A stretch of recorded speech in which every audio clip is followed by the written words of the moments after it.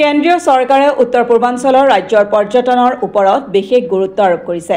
অসমৰ চৰাইদেউ মৈদাম বিশ্ব ঐতিহ্যপূৰ্ণ ঠাই হিচাপে ঘোষণা কৰিছে। সমগ্ৰ উত্তৰ পূৰ্বাঞ্চলৰ ৰাজ্যৰ বাবে 1309 কোটি টকা আবণ্টন কৰা হৈছে। তাৰ ভিতৰত অসমৰ কামাখ্যা মন্দিৰ আদি উন্নয়ন হ'ব।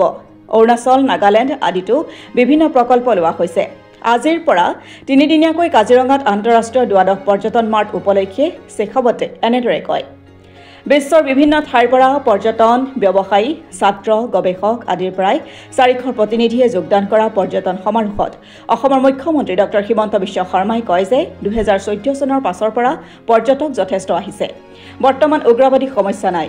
বিগত বছৰত 26,700লৈ বিদেশী পৰ্যটক অসমলৈ বা উত্তৰ পূৰ্বাঞ্চলৰ ৰাজ্যলৈ আহিছে।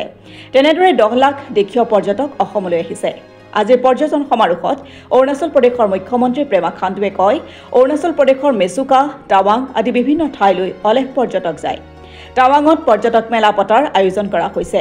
অসমৰ পৰ্যটন মন্ত্ৰী জয়ন্ত মল্ল বৰুৱা, পৰিবহণ মন্ত্ৰী কেশৱ মহন্ত, কৃষি মন্ত্ৰী অতুল বৰা, শ্ৰম মন্ত্ৰী সঞ্জয় কৃষ্ণ, কাজিৰঙা লোকসভা সমষ্টিৰ সাংসদ কামাখ্যা প্ৰসাদ তাছা, মেঘালয়ৰ পৰ্যটন মন্ত্ৰী পল লিংডো, মিজোৰামৰ পৰ্যটন মন্ত্ৰী লাল ৰিম্পুই, ছিকিমৰ পৰ্যটন মন্ত্ৰী চেৰিং টেণ্ডুপ ভুটিয়া আদিৰ লগতে বিশিষ্ট সংগীত শিল্পী জুবিন গাৰ্গ, অলিম্পিয়ান দীপা কৰ্মকাৰ আদি আছিল। সভাতে অসম পৰ্যটন উন্নয়ন নিগমে প্ৰকাশ কৰা এখন টুৰিষ্ট গাইড বুক উন্মোচন কৰা হয়। আনহাতে কেন্দ্ৰীয় পৰ্যটন মন্ত্ৰী আৰু মুখ্যমন্ত্ৰীয়ে সংবাদমেল সম্বোধন কৰে। মুখ্যমন্ত্ৰীয়ে কয়, কাজিৰঙাৰ মাজেৰে এলিভেটেড কৰিডৰৰ কাম কাজ অহা 2-3 মাহ পাছৰ পৰা আৰম্ভ কৰা হ'ব। গুৱাহাটী বা দিল্লীত উত্তৰ পূৰ্বাঞ্চলৰ ৰাজ্যৰ এটা পৰ্যটন মিউজিয়াম স্থাপন কৰা হ'ব। মাজুলীৰ পৰ্যটন উদ্যোগৰ বিকাশো কৰা হ'ব বুলি মন্তব্য কৰে। North East significance on the global stage. Aligned with the Ministry of Tourism's Travel for Life initiative, the ITM in Kaziranga underscore a commitment to sustainable tourism. I am confident this event will highlight the vast potential of tourism in the Northeast, not just as an industry, but as a transformative force for cultural exchange, ecology.